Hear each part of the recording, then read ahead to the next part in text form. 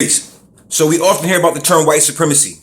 We hear this term utilized often in the conscious circles, what I call the conscious circles. We also hear it amongst, in just general conversation. You can see it every day on Facebook. You can see it in different venues and so on and so forth. The thing is this, though, when we think about white supremacy, we have to understand that, it's an ideology. You understand? Because, there's no such thing as white people.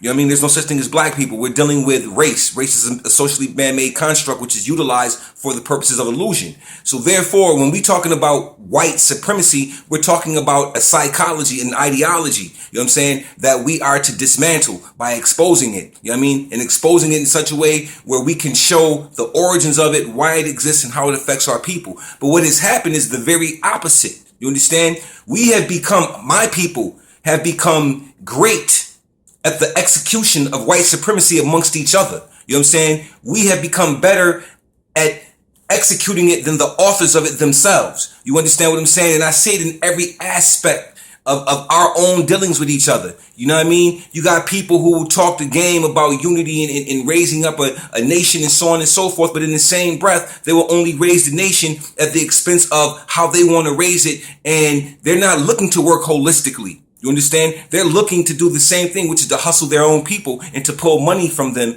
and do other things. You know what I'm saying? We get on Facebook and other sites and we argue in public all over the site, discrediting each other's affiliations, groups, organizations, and so on and so forth. And if you don't like the way I do something or whatever, you begin to name call. You know what I mean? You begin to disrespect the family structure of this particular person or people or ideal or whatever. The thing is that we have become socialized. Well, we not have become socialized. We have been socialized. You understand?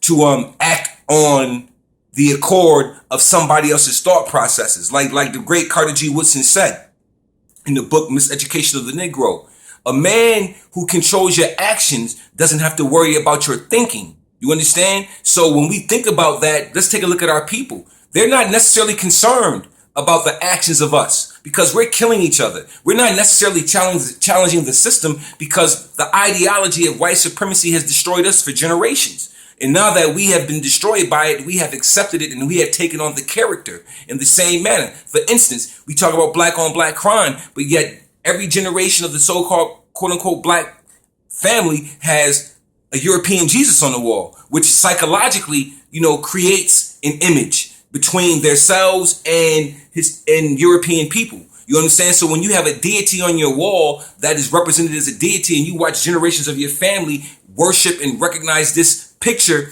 that I call the Antichrist as a deity, then that stimulates you. So when you're outside and you're looking at your own people, you don't have any relation to a divine revelation, entity, experience, information, whatever. You're seeing the very opposite. So if the European is looked at as God or the creator, then who are you? You know what I'm saying? This is reinforced by false history and things of that nature, the system. You know what I mean? Remember, we are traumatized systematically, you know what I'm saying, by this system. And we have been traumatized for over 209 years consecutively. So the whole idea of post-traumatic slave syndrome and things of that nature, our people suffer from it immensely because of the experiences that we have went through here. So my thing is this: in order to negate that, we first have to look at the ideas and the ills and the elements that have caused us to take on the characteristic of our historical enemies. First of all, I don't think many of us understand the pertinent relevance of our history and what it means, because in our history, you can find the answers that you're looking for. You understand what I'm saying? But when somebody else is giving your history to you, for you, then you begin to get very, very lazy and you trust in the very experience that has destroyed you and that's continuously destroying you. You understand what I'm saying? So we have to begin to take a look at how we are affected by the ideology of white supremacy because we use it on each other all day long. We utilize the same premises on each other. We're hustling each other. We're destroying each other. We're lying to each other. We're manipulating and deceiving each other in the name of righteousness or the name of consciousness or the name of raising up a people. See, some of our people are designed to destroy you for their own gain. They'll utilize language that's conducive for them. You understand? But there's no way that a European paradigm has any type of constructive development and growth to the liberation of our people. You understand what I'm saying? Some things have to be twisted and shaped so it can fit conducively for our experience. But we have the wrong people sitting in places trying to lead for us and tell somebody else their experience. You can't go to your historical enemy and ask him for guidance.